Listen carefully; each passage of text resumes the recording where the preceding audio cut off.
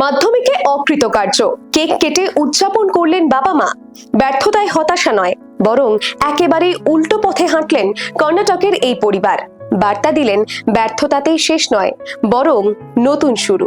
বসবেশ্বর ইংরেজি মাধ্যম স্কুলের ছাত্র অভিষেক চলচাগুড্ডা এবার 10ম শ্রেণীর বোর্ড পরীক্ষায় মাত্র 200 নম্বর পায় মোট 600-র মধ্যে, অর্থাৎ মাত্র 32% নম্বর। 6টি বিষয়ে সে ফেল করে। পরীক্ষার ফল প্রকাশের পর প্রত্যাশিতভাবেই সহপাঠীদের কটাক্ষ ও উপহাসের শিকার হতে হয় অভিষেককে। তবে তার জীবনের সবচেয়ে বড় প্রাপ্তি ছিল পরিবারের অকুণ্ঠ সমর্থন। যখন অনেক অভিভাবক রাগ বা লজ্জায় সন্তানকে তিরস্কার করতে থাকেন, তখন অভিষেকের বাবা মা কেক কেটে ছোট্ট করে বিষয়টিকে উদযাপন করলেন।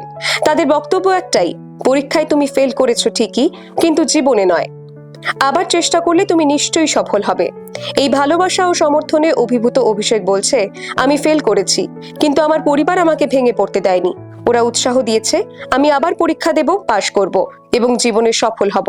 ব্যর্থতার ভয়ে যখন একের পর এক অন্ধকারে ডুবে যাওয়ার ঘটনা সামনে আসছে, তখন এক বাবা মায়ের এই পদক্ষেপ গোটা সমাজকে একটা বিরাট বার্তা দিয়ে গেল, তা বলাই বাহুল্য।